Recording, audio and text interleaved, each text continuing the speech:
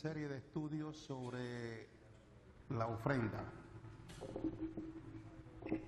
Hasta ahora hemos tenido,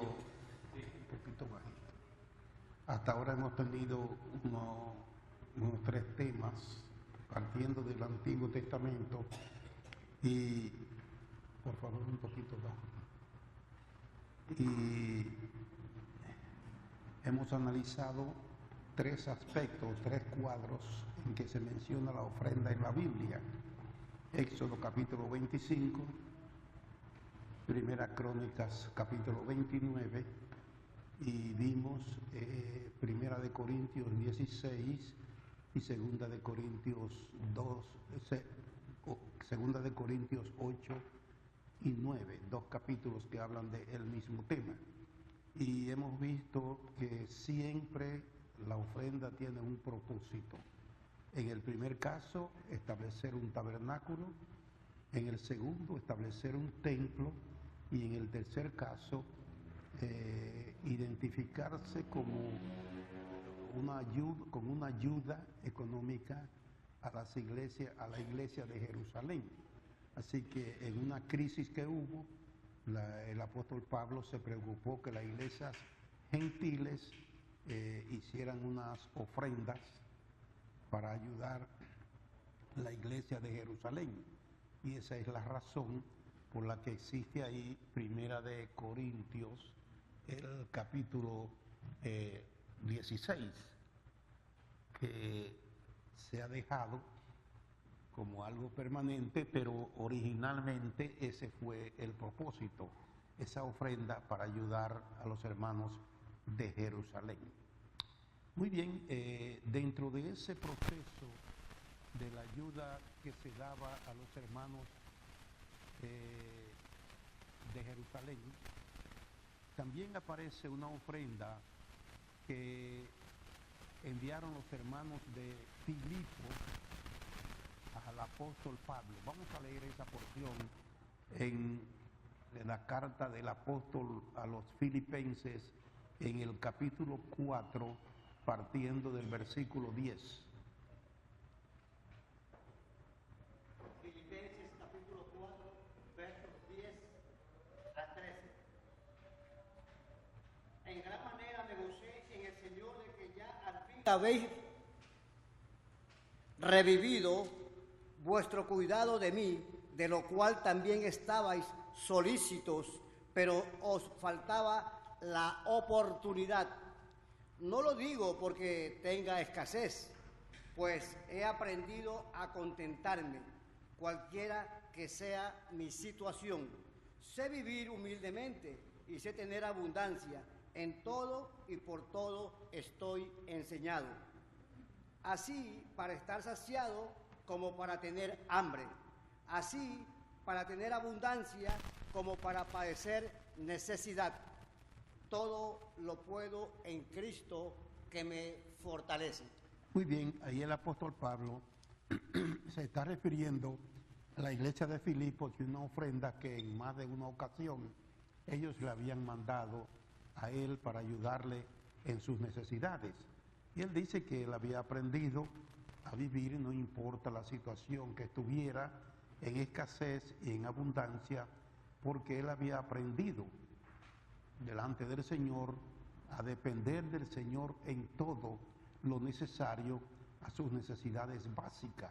Y por eso termina diciendo que todo lo puedo en Cristo que me fortalece. Todo lo puedo en relación con sus necesidades básicas. No es un todo de totalidad, es un todo de parte en cuanto a sus necesidades básicas. Entonces, esa ofrenda es la última que se registra en el Nuevo Testamento. Y la iglesia pues llega al final del siglo I, no se menciona más ofrenda a menos que sea en las cartas de Juan, en su segunda carta. Él está alabando a un hermano allí que ayudaba a los que salían predicando en su ministerio. Es decir, eso se mira esa ayuda y Juan lo ensalza le reconoce esa disposición de él de ayudar a los hermanos que iban de paso predicando el Evangelio. No hay preferencias a ofrendas en la iglesia terminando el primer siglo. Las referencias fueron en los años 45, 46, por ahí a 48, pero ya terminaron porque la crisis primaria fue superada. Así que tenemos entonces que seguir examinando de dónde siguen o de dónde surgen o cuándo comienzan otra vez las ofrendas. Llegamos al siglo segundo y la iglesia, ese fue uno de los siglos más difíciles para la iglesia, porque fueron aquellas grandes persecuciones en que mataban a los creyentes si no negaban su fe en el Señor Jesucristo, que se reunían en las catacumbas, que sufrían, no había una iglesia donde reunirse porque había órdenes del imperio de perseguirlos. Así que el siglo segundo, igual que el tercero, fueron siglos difíciles para la iglesia y no hay una ubicación física en que ellos se reunieran. Así que no había un orden en ese sentido. Llegamos al siglo tercero, la última parte, cuando Constantino, 313 a 25 por ahí, cuando Constantino surge como rey del Imperio Romano.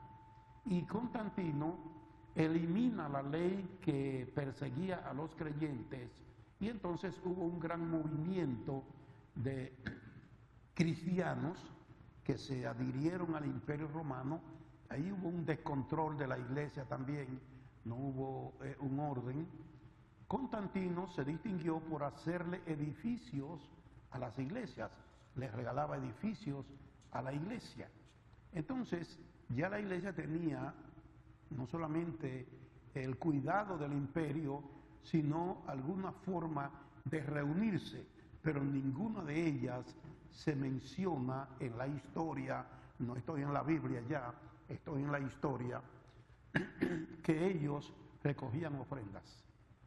Y así llegamos al siglo V, cuando se forma, la Iglesia Católica se forma en el 450 del cuarto siglo, 450, y en el siglo V comienza una gran persecución contra la Iglesia otra vez. Una persecución que se inicia en el siglo V y termina en el siglo XV. O sea, lo que se llamó el oscurantismo. Ahí la iglesia cristiana otra vez se mantiene escondida, perseguida, las Biblias la quemaban. Ahí hay varias persecuciones, las cruzadas que se hicieron persiguiendo a los cristianos, persiguiendo a los judíos y matándolos, y ahí es una gran experiencia negativa para el cristianismo en ese periodo de tiempo de 1000 años.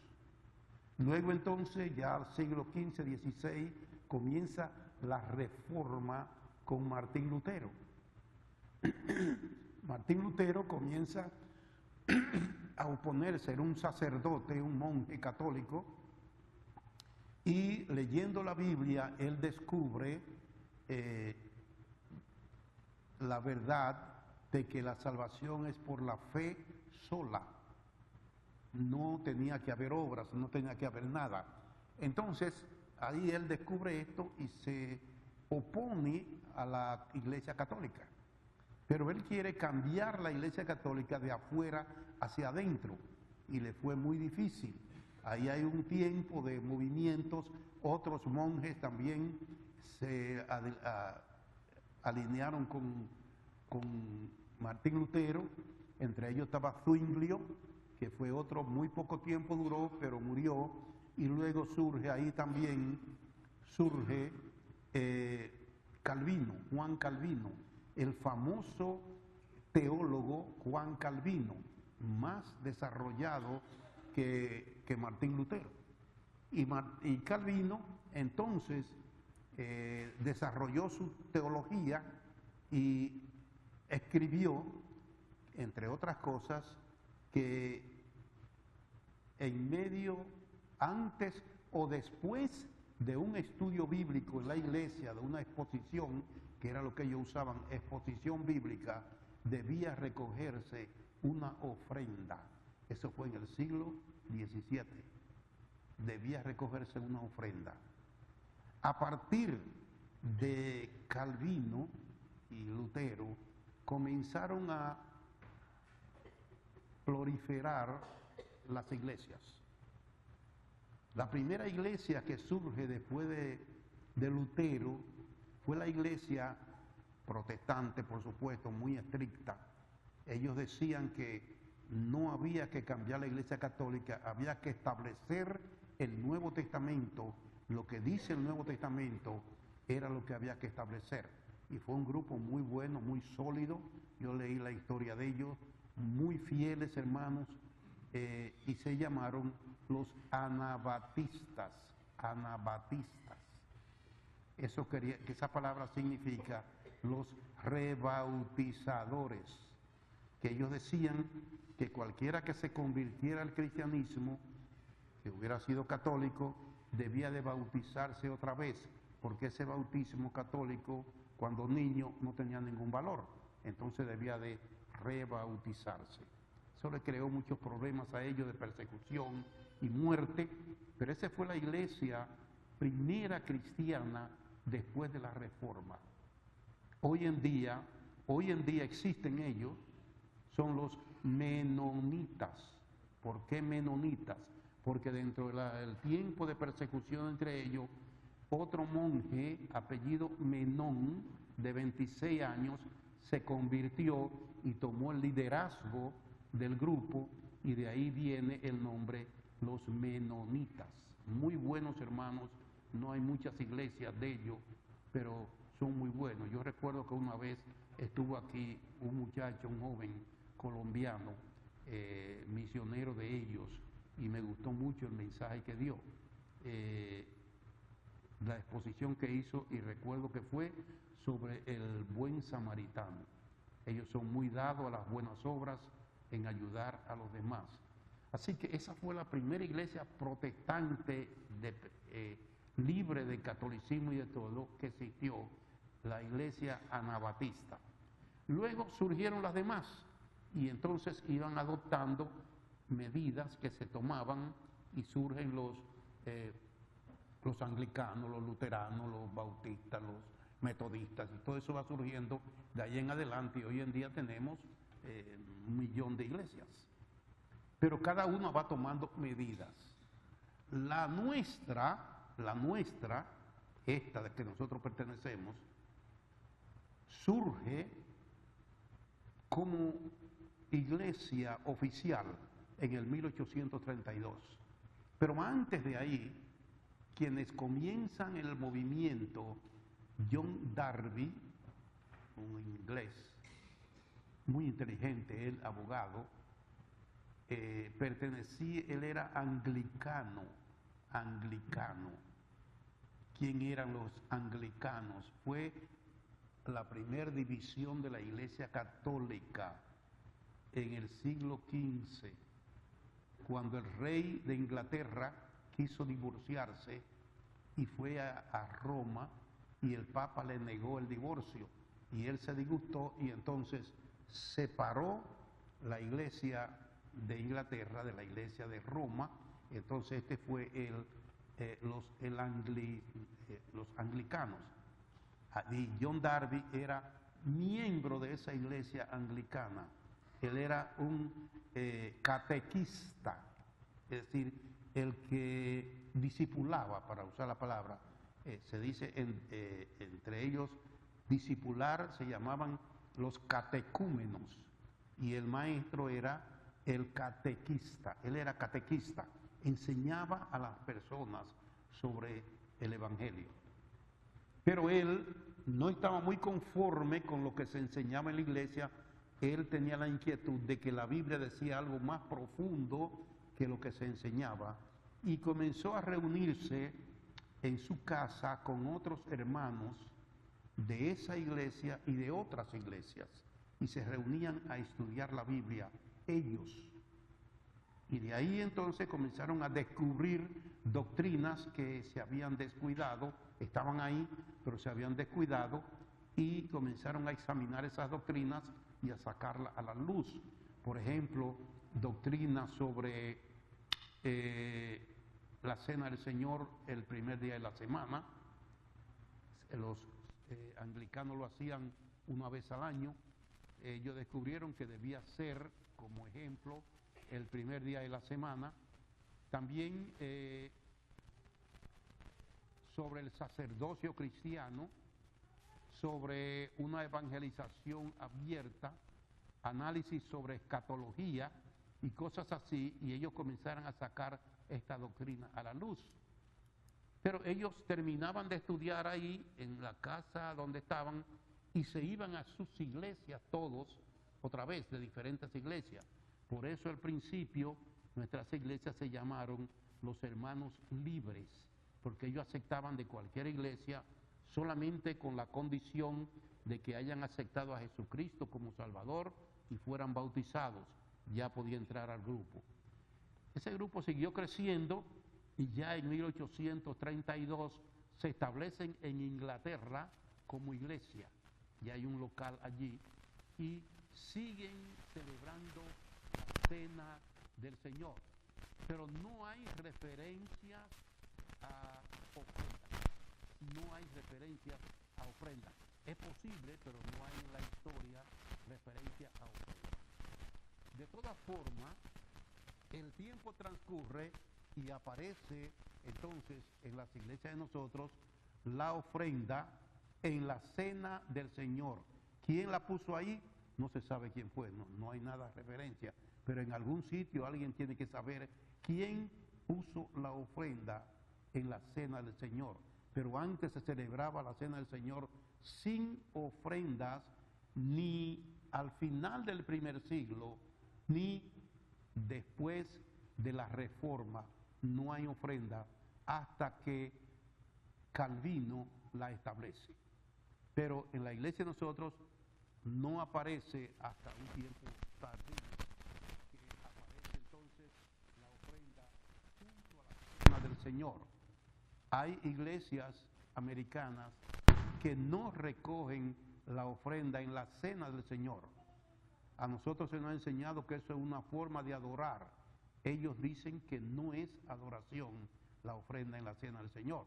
Yo estuve en una de esas iglesias y pregunté, me dijeron, no, eso no tiene nada que ver con la cena del Señor. Muy bien, seguimos la historia desarrollándose por ahí y llega hasta nuestro tiempo. Y una cosa que es importante es que en nuestras iglesias se haya mantenido como algo, no una obligación, sino una aportación voluntaria. Repetimos, cuando Moisés fue una aportación voluntaria para establecer el tabernáculo, cuando David fue para hacer el templo de Abraham, cuando Pablo fue aportación para ayudar a los hermanos de Jerusalén, y en nuestro tiempo, como no es mandamiento, hay sin necesidad de ofrendar, por razones obvias. En el principio la iglesia no tenía que pagar edificios ni gastos de mantenimiento. Hoy en día sí tenemos que cubrir todos esos gastos si queremos tener un local representable donde se puedan recibir visitas y donde podamos reunirnos para realizar las reuniones de la iglesia. Y eso ahora cuesta dinero. Pero también para apoyar los ministerios que se hagan fuera, ofrendas misioneras, ayuda en proyectos. Por ejemplo, ahora mismo comenzamos un programa de radio que es bastante caro, y cuestión de esparcir la palabra, todo eso necesita una aportación. Lo único que nuestras iglesias nos han enseñado de no pedir fuera de la congregación ningún tipo de ayuda para hacer la obra de Dios, sino que es una responsabilidad propia del creyente. Y le damos gracias al Señor porque por lo menos en eso estamos satisfechos. El Señor, como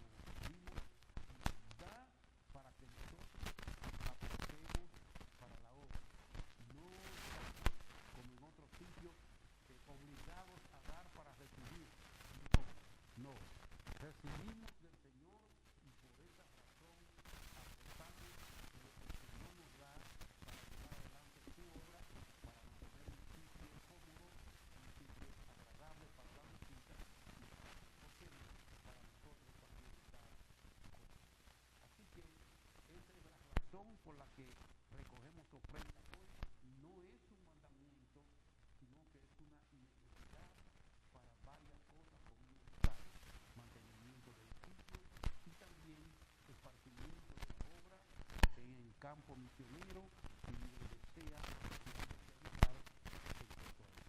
Eso es lo que tenemos por ahora en cuanto a la ofrenda desde el Antiguo Testamento. Siempre mantenemos la línea de que la ofrenda no es mandamiento, no se puede presionar, no se puede exigir, no se puede extorsionar, sino que es una aportación voluntaria del hermano y que al hacerlo está demostrando que ama al Señor y que ama a la obra del Señor.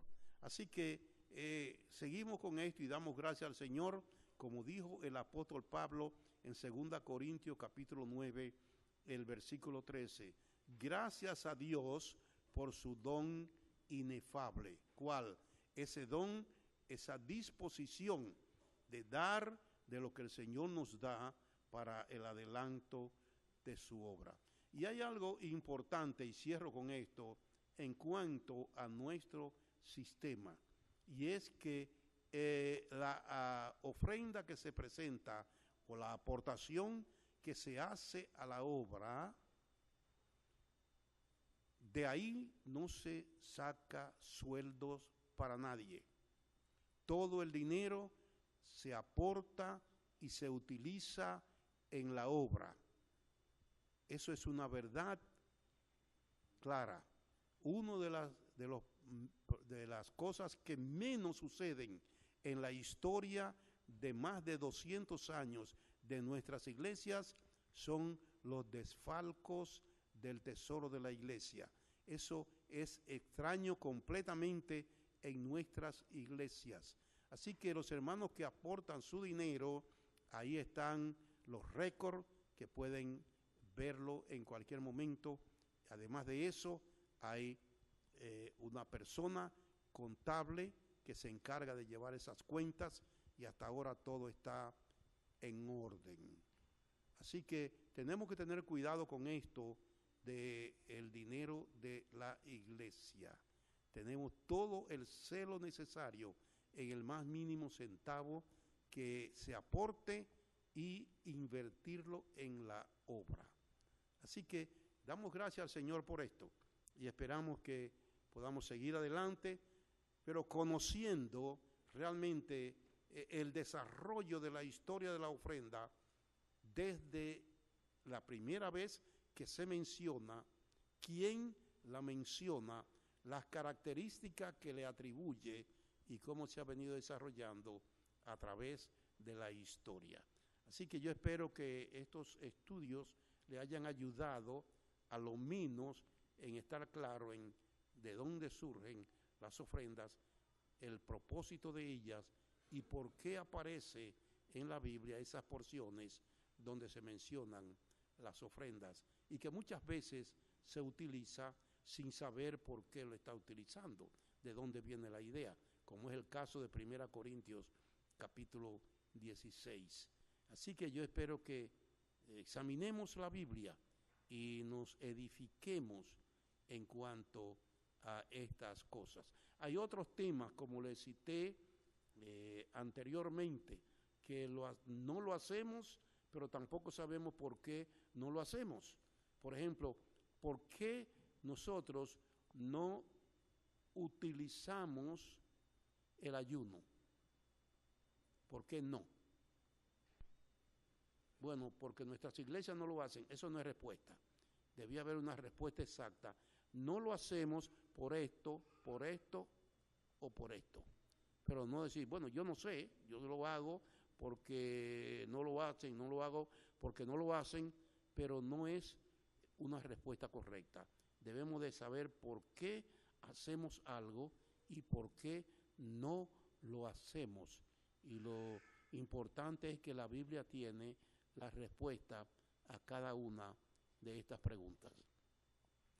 Si le interesa ese otro estudio, pues eso podíamos después Si le interesa, me lo hacen saber. Yo sé que yo estoy hablando demasiado aquí, a veces eso da un poquito de náusea, ¿verdad? Pero estoy haciendo lo que sé hacer y lo que creo que puede beneficiar a la iglesia. Por ahora el Señor me ha dado todavía por lo menos una mente clara en cuanto a estas cosas de la Biblia. Si le interesa ese tema, me gustaría que me lo hicieran saber y un día lo vamos a tratar.